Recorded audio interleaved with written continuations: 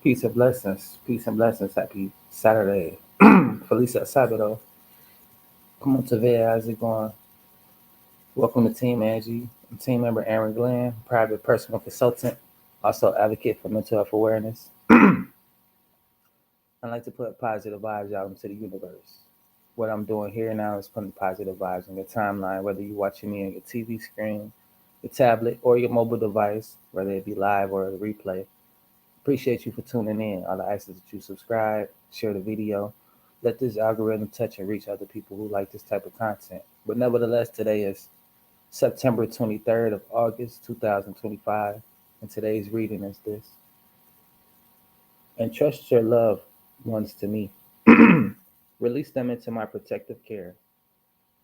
They are much safer with me than in your clinging hands. If you let a loved one become an idol in your heart, you endanger that one, as well as yourself.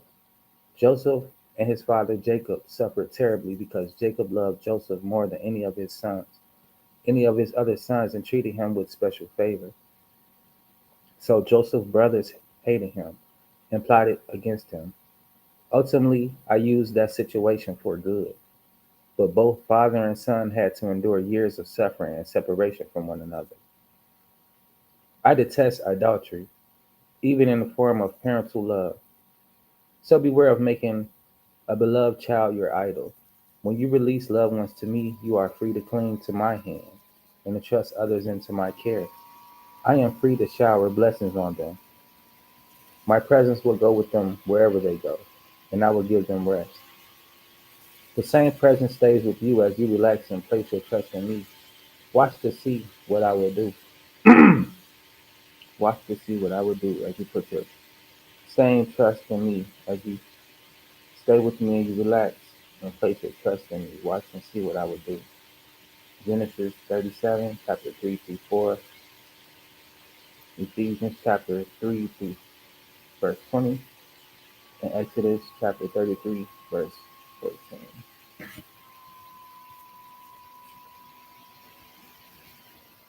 This is the reading for today. Pretty dope, pretty powerful. Adultery. Idolatry, no matter which way or form it comes, is what it is. Making people your idols, whether it be your child, your relationship partner, business partner, celebrity, your superhero. God warns us not to put these people on a pedestal, not to make these people our idols, not to praise and worship them in these people outside of yourself. The image of God, and all of us are gods and goddesses, perfect in the image that we are created in. God despises this because once you start to place people on a pedestal, they become your idols, they become your superheroes, they become who you focus on. That takes your focus away from God. We are created in this image and all co-creators with God. But the thing is, we are already made perfectly created. We are flawed individuals, and for us to put someone else above ourselves and above our creator means that we're first of all not grateful for who we are, grateful for this experience of life and being conscious to be able to create the experiences that we desire. Second of all, besides being ungrateful, now you're saying that God hasn't created you in a way that you're able to survive, succeed, and live prosperous. God created us to to also create, flood this earth with many more people, to be abundant, to be fruitful in all our ways, in our thoughts, in our actions, and our deeds. Can't be fruitful when you're not grateful. Where the mind goes, the attention goes, and energy goes as well. You spend a lot of time and energy creating things to not be grateful for because all of a sudden you're ungrateful for who you are and what you have, and you're looking for other people to fulfill that emptiness, that void. Once you start doing that, God separates us from the very thing that we cling to. Just like the book of Joseph, his son and father had a special relationship. Which really I blame the father because once you favor a child, the child is to be favored. There's nothing wrong with you receiving that favor. But as you become conscious, you'll start to deal with it differently. You don't deal with that favor in a certain way where it becomes detrimental. As the child was being favored, Joseph, he probably enjoying it all, and he was being boosted in his ego. Probably not sharing with his brothers. Probably, you know how people be when they see receive favor, they start becoming big and bold, riding a high horse, feeling better than other people, comparison, and all these type of things that come with that negative energy. When you're placing someone on a pedestal, whether that person belongs there or not, whether that person appreciates where they are or not, their position. It's not a good or a bad thing, but it becomes a bad thing when the focus is putting their praise on someone. Whether Joseph was a better child, whether he was just who the father wanted to favor, I don't know. The thing at the end of the day, the whole thing is about becoming an idol, making someone your idol. They're your favorite. You treating them differently. You basically make them become your idol, and God says He despised that. So that's why they had to suffer. That's why He allowed that situation to happen the way it did, because He wanted them to know that putting your trust in me, keeping me your focal point, will be the only thing that you need, and you will see how I will bless you and watch what I will do. To take care of you. You don't have to favor somebody because you think that they're not going to live a decent life. And I believe that's probably where that came from. He already had a lot of kids and they was barely surviving, and the government that had governed them was not leading them in the right direction. The whole city was about to come into a famine. So with that saying, basically like the whole era that he was coming up, and plus having another child, bringing this child into a recession is what I was getting at. It was like the day and times he was living in. It was similar to today. The food prices going up, gas, the price of housing, living is going up, transportation, medical. It seems like we're slipping into a recession. If you pay attention to the changes in the world, you have to put more work in just to have a little something. The efforts. You putting in a little more time, a little more effort, a little more resources. You got to pull a little more nowadays. And it's like that every year. If you're really not paying attention, you'll be able to put yourself in position to where you're not chasing after all these things. You're in survival mode all the time because you won't have to pull out so much. You won't have to pull so much. That's what the world is really busy doing. That's why this backdoor stuff is so popular for everybody to get ahead, because everybody's pulling their weight some way, somehow. And some people not.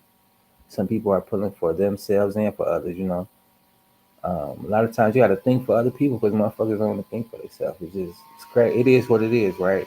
And it's nothing new under the sun. And what's going on now has been going on eons and eons ago. That's why psychology is big. Certain people, they have a certain awareness to where they see everybody in the world has certain similar characteristic traits, and they all fit into certain categories. That's why they always say think outside the box, because that's why the game of chess was created, for those who can think outside the box and who can actually also actually think for other people. The game basically is about protecting the king, and the king sacrifices certain individuals to maintain the castle, to maintain its position, to maintain its situation. It's kingdom versus kingdom. Certain people in your kingdom can do certain things for you, but overall, you have to orchestrate everything as far as maintaining some shit. So that's what it's about with chess. Who's going to maintain the board? Who's going to have this land? Who's going to maintain it through it all? Who's going to endure the sacrifices?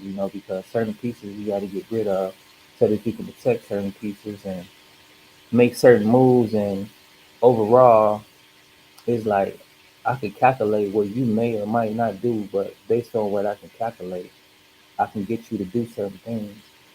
But not only that, I can get you to move a certain way. And if I think, basically, I'm thinking for you in chess.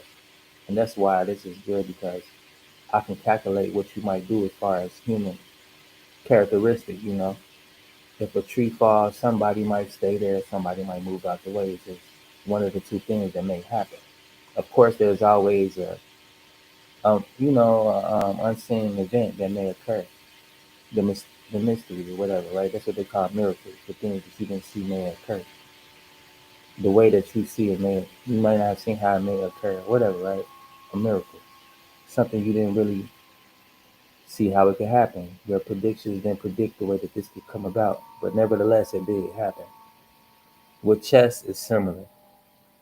We make these predictions, and these things happen. So that's how somebody end up winning the chess game because they can make more predictions than you, and also they can predict more correctly of what you may do when certain situations happen. So I'm creating situations for you to react and respond, and also I'm predicting what you're trying to create for me to react and respond to as well. So it's like that. It's the battle of the mind. It's the same way as a symbolic message of how we play the game of life. There are different pieces that come in our way. There are different people that put certain situations in our way, whether they're mindful of it or not, you know, the way that you partake in certain things. Like if you are out here without no direction, you're basically a pawn. And somebody else has put you in position because you go wherever the wind flows. And you end up in certain situations and places with people that you're not aware of or have no control of because you're just a pawn. And people are using you for certain situations for their advancement and or for their benefit. And that's just like here, you know, the government has their strings on majority of the people. And the ones who they can't control, they can't put the strings on, those are the ones who get locked up because those are the ones who are putting strings on other people. Life is only one or two things. You're a follower or you're a leader. Leaders are also followers as well. They're following a certain guidance, a certain energy, a certain mindset. So you always have to be mindful of who you're looking up to and not allowing these people to become idols. Not to look up to these people so much to where you're trying to be like them and you know you forget who you are, yourself, a sense of self, and being socially unaware because you're just so blind to following the crowd. It's a video I seen these people had a fire, right? And a young shepherd, he had a goat or a sheep or something. He basically had a flock of animals. He led them to this fire and then he started going around in circles around the fire with the animals. He did this a few times and he slowly slipped about that circle, walked away. The animals are still circling around this fire, you know, with no shepherd, no leader, no nothing. They just trained and conditioned to this is what you do because I led you guys to go do this. Even though I'm gone and you guys are still following this circle for whatever reason, it's a universal law, right? And that's what's going on. It's called following another person and another person following that person. Now three people are following each other. The leader is following behind somebody who's the strings, the puppet master. The leader is like, okay, I'm finna get y'all to run around this circle and look dumb. Or for whatever reason, this is what I'm finna have y'all do.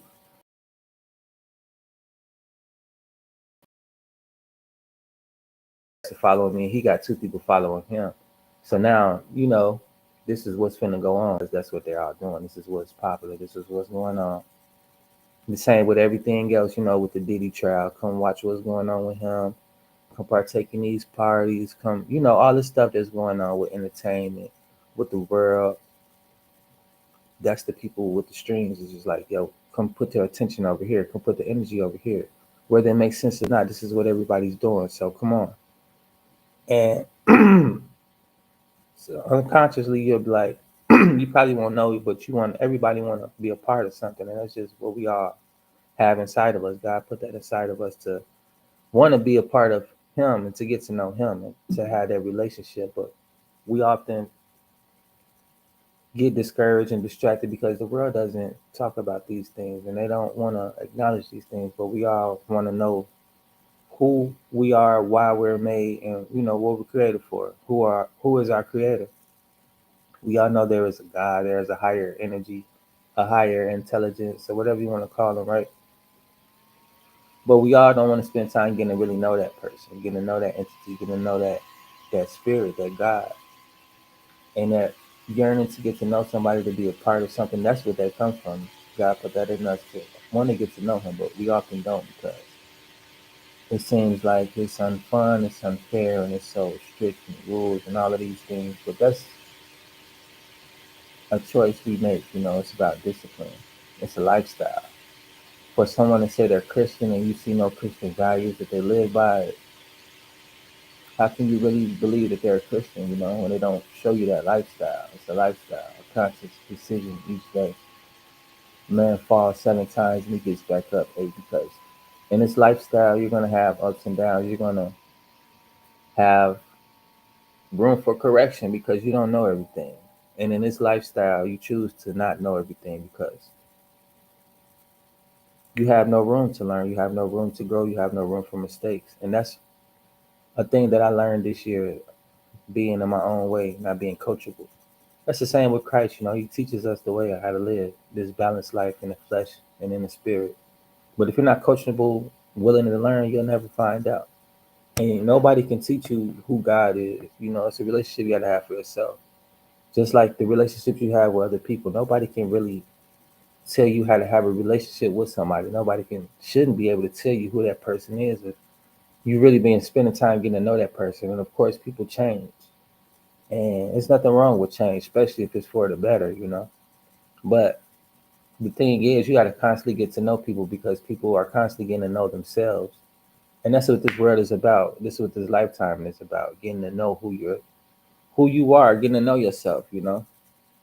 Everybody don't know themselves. They find out pieces of themselves from time to time, and they enjoy those pieces from time to time, and they evolve or they downgrade. Whatever it is, because you don't know what people's journey is about. You don't know what people's journey is for. You don't know where they're headed eventually. Ultimately, people change directions in life and change courses, change paths, and that's because of the things that they decide to focus on, the people that they decide to follow behind. And it is what it is, right? It's just what people decide to do. But my thing is, and my message for you all is to look inside yourself and get to know who you are. Spend some time getting to know yourself because people are going to constantly change, and the more you out here looking at the people trying to be like people, you'll never be who you truly are, who the world needs you to be. We already had a Michael Jordan. We already had a Malcolm X, a Martin Luther King. We already had a Obama. Who's going to be the next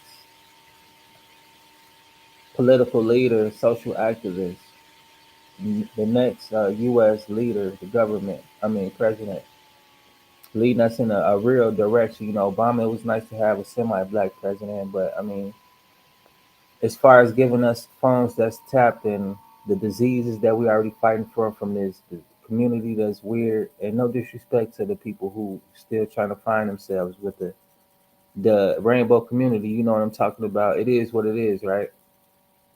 But what good has really come from that besides the increase of in diseases, the increase of weird activity? Like I don't. Sins are sins, right? They'll say, "Oh, Christians want to talk about certain sins and other sins." At the end of the day, a sin is a sin. I don't condone acting like I don't know what's going on. What's right is right, and it is what it is. I don't care who get mad or what. The truth ain't always easily accepted, and that's why the world is always in conflict because the world don't want to be accountable, and that's what's popular. Like I was talking about with the animals being led. It don't matter if you just running around fire for no apparent reason. That's what's popular. That's what's being done. It's no question about it. Until one person like, what is we accomplishing from what is we doing from what we're doing?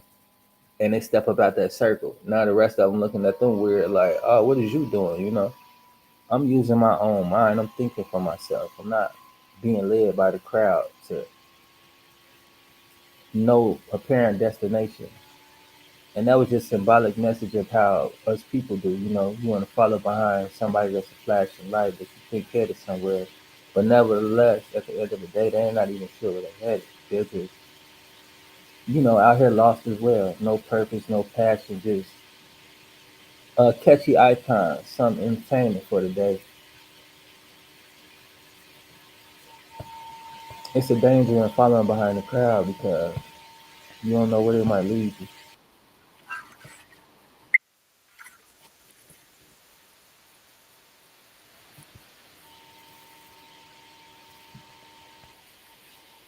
But yeah, check this out though. This is a little motivation on 5 rules for a prosperous life, because it's not easy, but at the end of the day, it's doable. We all want to be motivated by our peoples and whatnot, but this will give you a mindset on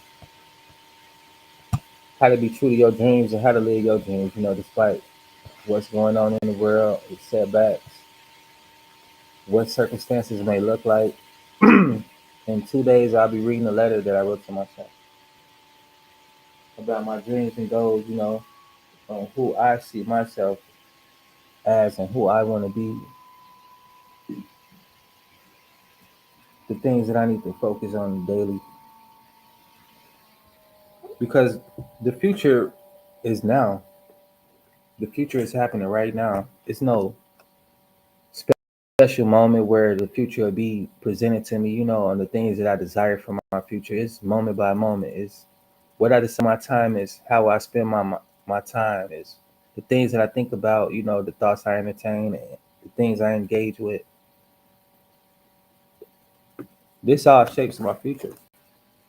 If I want a future to look like a certain way, I have to participate in certain things. I have to engage in certain ways of certain lifestyle. You want to be healthy, but you never practice any healthy habits. That's not a healthy future that you're going to have. This letter was written to myself about the future I want to have, putting it in perspective, putting it into the universe. And I'll be reading this on the 24th. I thought it was the 25th, but the 24th. So tomorrow, actually, I kept saying the 25th, the 24th, right? It's kind of close. I got other things I'm thinking about and working on as well as far as where I want to see my future, what type of future I want to be living in, what type of experiences I want to have. And I'll be holding myself accountable, reading this letter, going over everything that I have been doing to get me closer to my dreams and goals, doing everything, going over everything that I have not been doing to get me closer to my dreams and goals. Creating art, I've been doing a lot, It takes a lot of time to do a lot. For those of you who are creators, what that what that process is like. It's not always an easy process. I'm working on a lot of pictures, like at least 50 of them. That's already created that I'm trying to turn into my digital art. There's a lot going on. I'm balancing it all, juggling a few things. It's been a challenge, nevertheless, uh, but it's doable. It's figure outable. The more time I spend trying to figure out everything I need to know, the more time I spend giving myself time freedom for my future. I won't have to be spending time figuring this stuff out because I know it. And like I do now, I'll be putting it into action. About utilizing the skills you learn, not sitting on information. And that's what it's about. Take time, take perspective, so forth.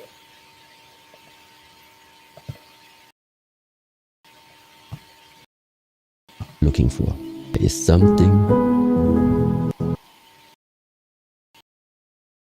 unmovable, unshakable inside of you. Regardless, do right now. This is what you take through whatever gonna come afterwards. Recently, I had a conversation with Master Shahong Yi, and so many of you guys posed questions. We decided create this new video highlighting those answers. We've also opened up the community so you can help direct these types of videos, exclusive one-to-ones with myself, the guests, see exclusive interviews, is to take over the independent voices. Here are the that you guys have been asking.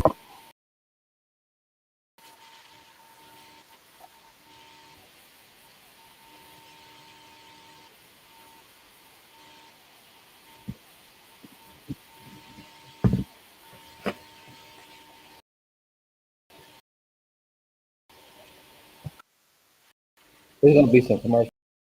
One more time, skip through it if you can.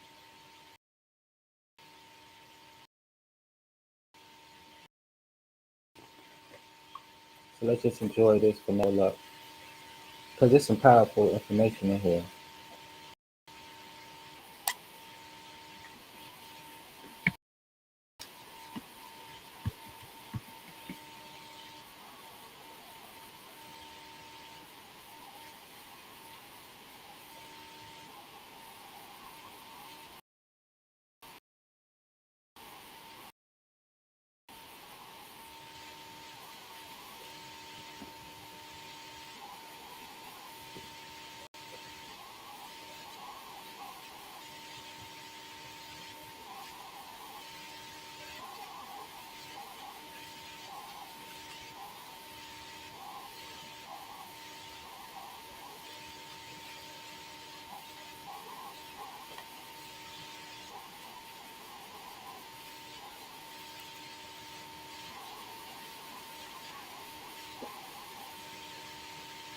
Mm-hmm.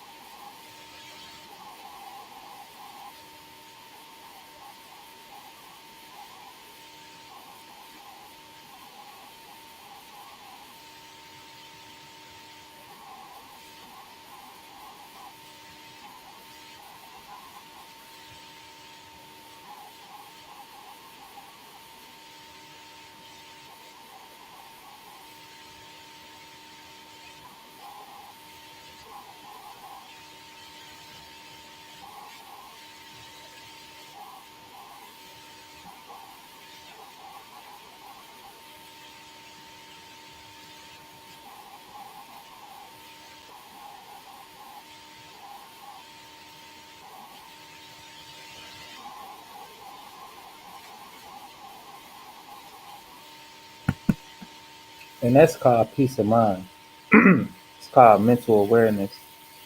And this is what I advocate for, because the peace that he's found, the peace that's available, the peace that I offer, the peace that Christ is presenting each day, each moment, is the peace that I want to share with you all, the peace that I've experienced, the peace that I have found. Not saying that it's everlasting, but from moments to moments, you can have that peace if you desire so.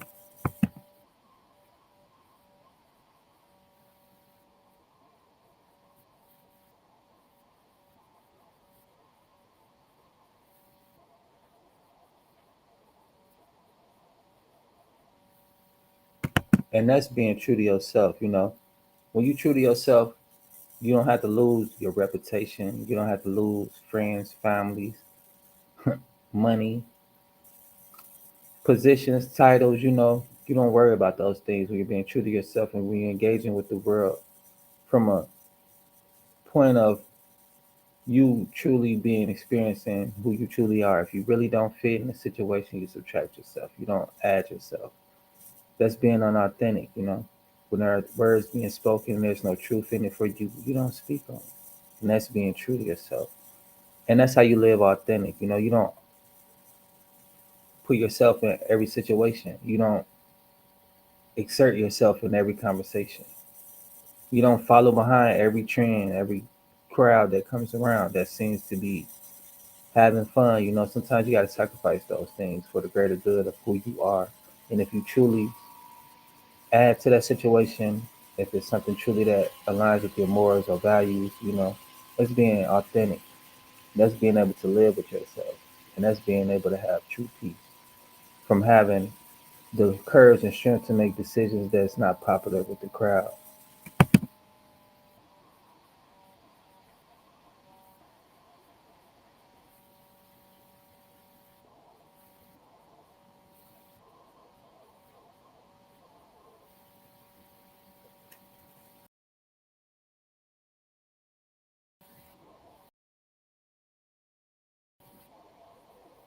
Of this harmony.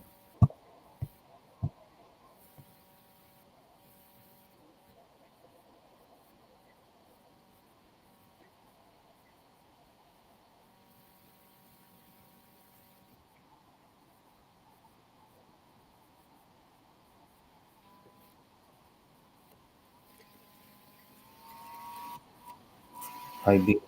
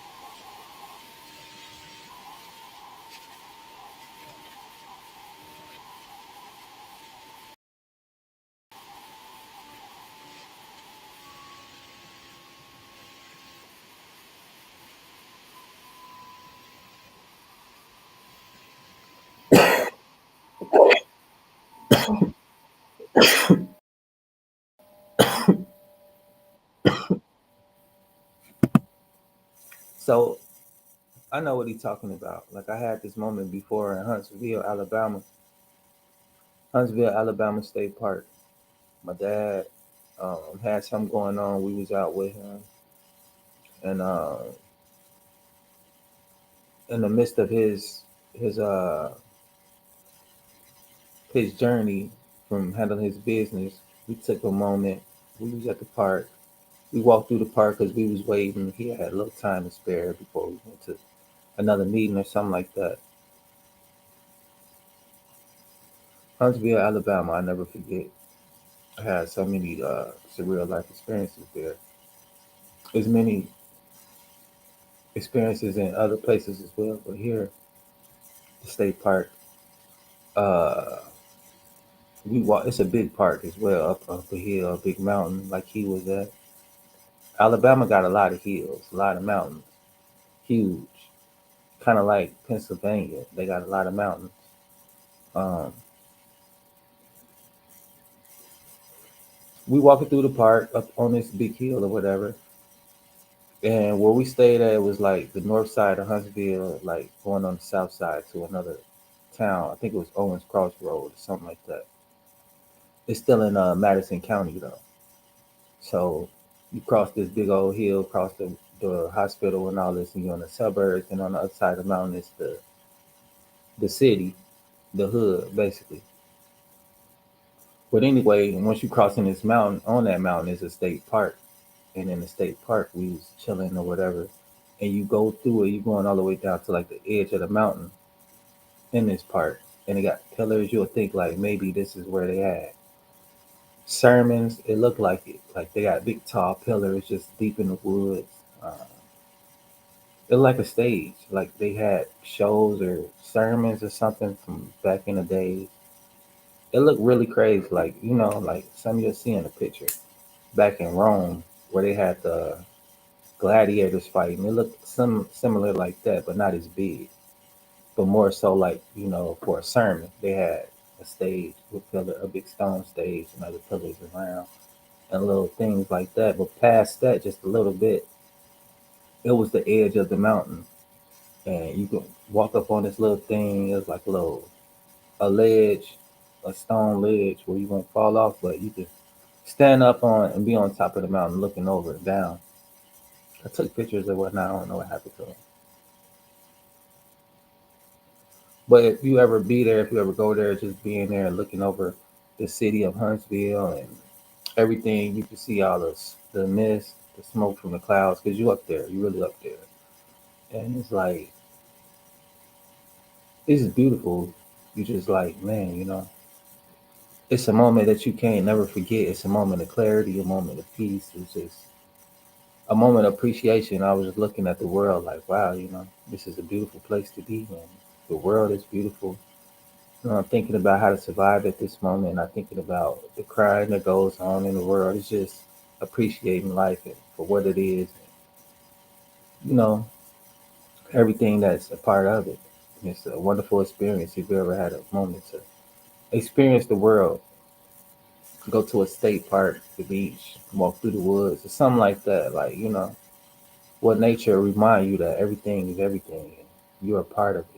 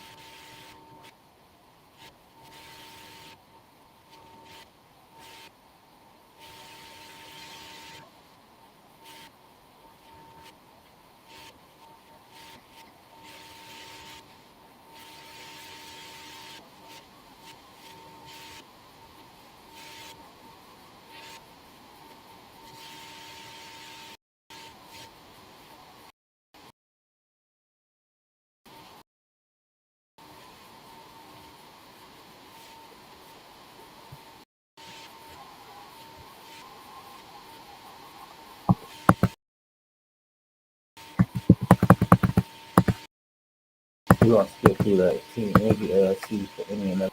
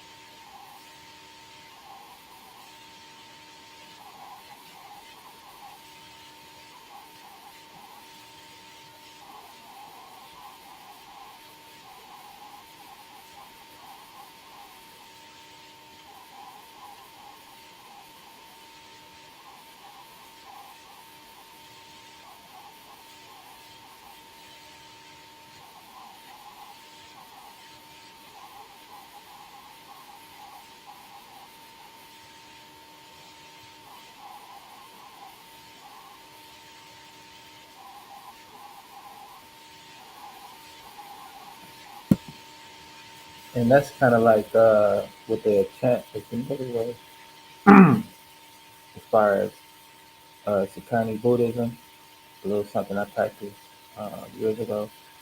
It was introduced to me from a lady of my color. She simply asked me, "Well, are you happy?" And I had to look her in the eyes and really was like, nobody never really asked me that, but I'm good. She was like, "No, I ain't asking you good." I said, "Are you happy? Truly happy?" And I was like, "Maybe not." And she was like, "If you want to experience happiness, I want to share that with you." And she gave me a pamphlet, and she was like, "Come check it out or whatever if you want to experience happiness." And then I get to learning about this, and it was an eye opener. We went uh, to Chicago to the Wintrust Arena. They had not a seminar, but like a event. It was 50,000 people, 50,000 Lions of Youth. So the idea was to get 50,000 youth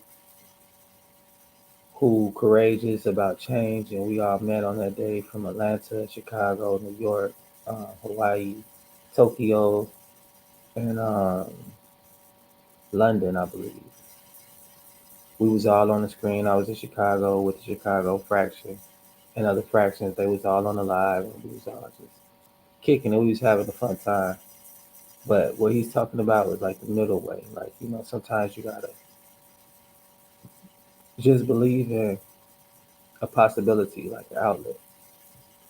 And this is practicing mindfulness too, um,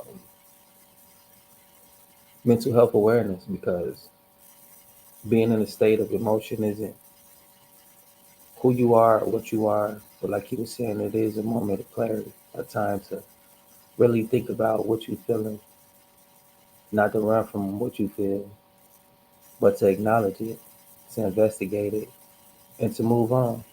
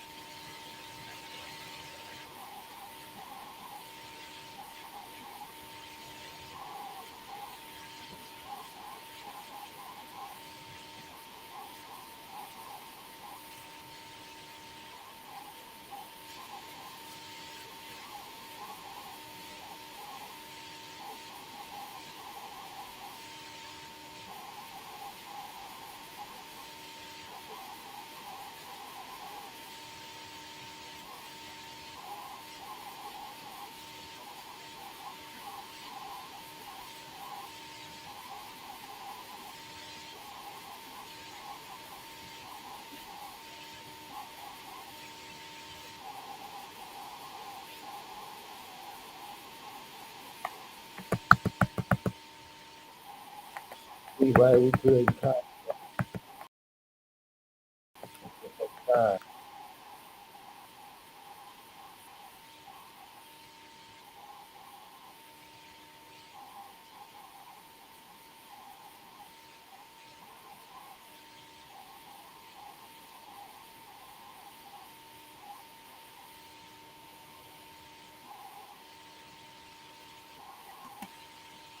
And vision is important. What they started, and community is important as well. Not him alone, but him and his brothers. They started something, and it didn't happen right away. Also, to get profitable, to get successful as far as where they feel successful, it took a few years, as you heard him say, like for the first 5 years, to just to get money going and rolling. That's a long time to be dedicated. You know, a lot of people give up really soon, but it's a mindset. You know, success for different people. You can look at him now like, oh, he really successful, but you don't know about the 5 years it took to keep going and want to give up. You know, even with the digital marketing coming up on my year tomorrow, you know, it's a lot that come with it. A lot of people would have been gave up, have gave up, and you see, you know, it's a journey, nevertheless.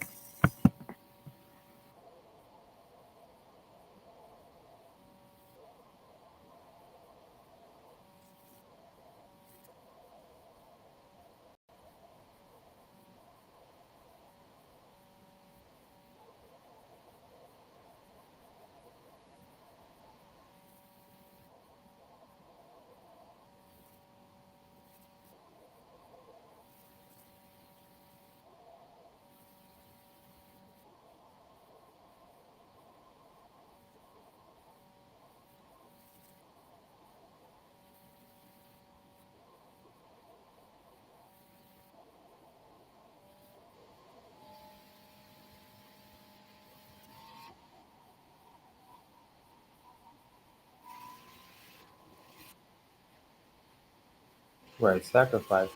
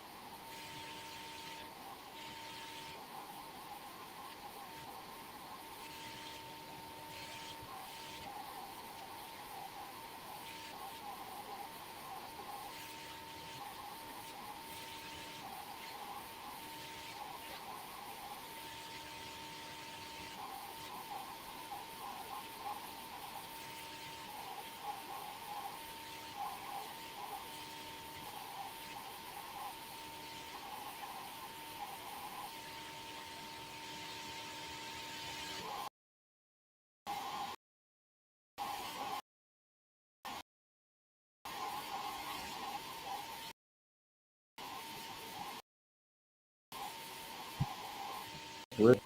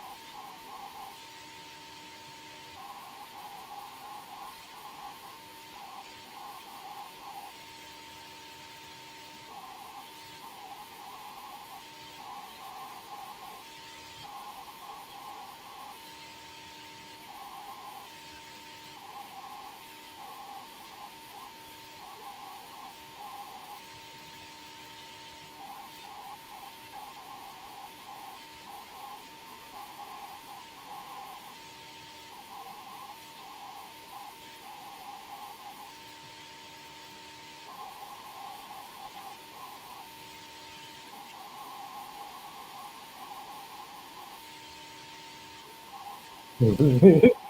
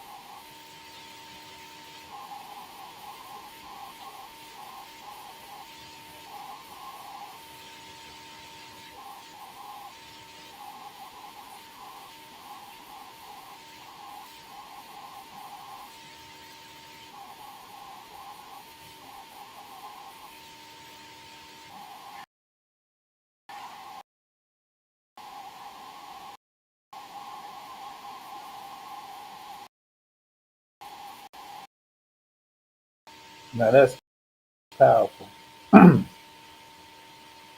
Something similar to young Pharaoh was saying, where the mind goes, the attention goes, the energy goes. And with that being said, you're creating your DNA internally, Those things don't come to you, you're going to go find them. The things that you're interested in, the things that you engage in, it's your DNA, it's who you are. It's not only what you think about, it's not only what you spend time with, it's who you are and who you are becoming. And it's easy to change who you want to be, especially like what I read, as far as idolizing people, looking up to certain people. It's easy to see who you'll become. People that you're around, people that you look up to, you see where they at, and that's what you'll be eventually. Be careful of who you idolizing, who you spending time engaging with and looking up to. Because not only does it affect who you become, who you are, but the person that you pass down as well, from your kids to your friends, family, whoever it is that you affect. Like you said, the more you're around, the more they look up to you, or the more that you look up to them, you're being watered, you're being molded, you're being made. It's being planted in your DNA is who you're becoming. And it goes on and on and on.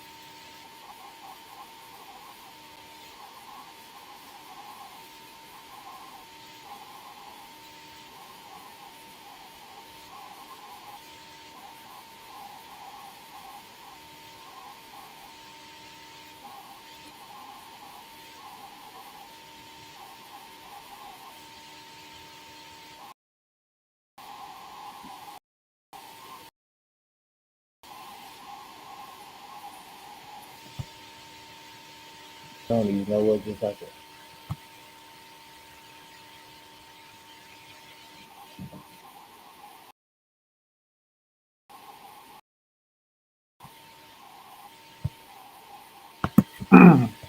But it's dope.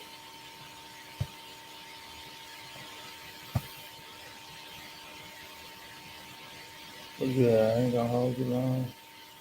Having a sense of purpose, waking up, having direction, having a vision, having goals, simply put. That's what tomorrow is all about, me having goals for myself, knowing that the world is not going to give me anything, but it's available for me to have, and everything that I do have is enough. Getting my daily bread is all that I strive for each day. Having food, shelter, clothing, waking up in my right mind, practice gratefulness, gratitude. Grateful for these things. These are my daily bread, the things that I need to help me get through the day. First of all, my right mind, being aware that I am present. This present is my gift for me to experience, to enjoy, and to be grateful for, and everything that comes with it. The good, the bad, the highs, the lows, the ups, the downs, the ins and outs. Just as he was saying, experiencing these things and being present, being aware, being an observer, observing life as it unfolds, but being a participant actively each day, striving for new knowledge, new wisdom, new experiences that aligns with my goals, that aligns with who I desire to become, who I am becoming.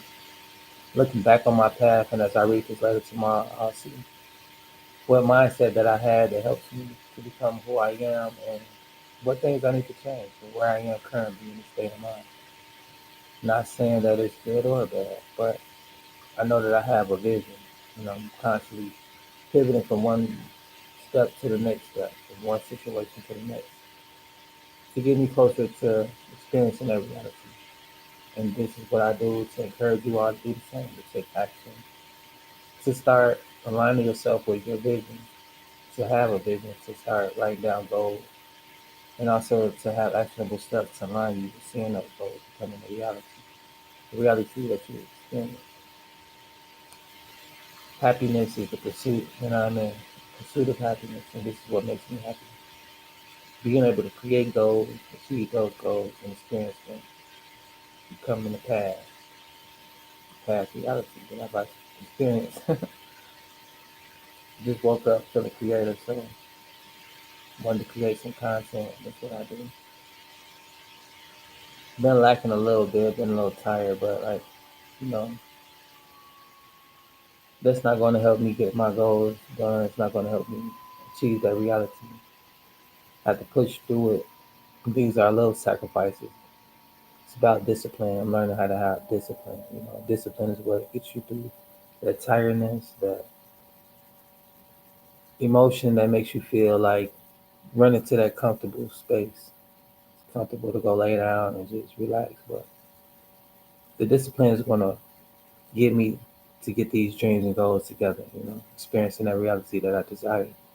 Especially reading this letter, I'm kind of nervous to see, I know for a fact certain things I haven't achieved yet, but it's all about accountability.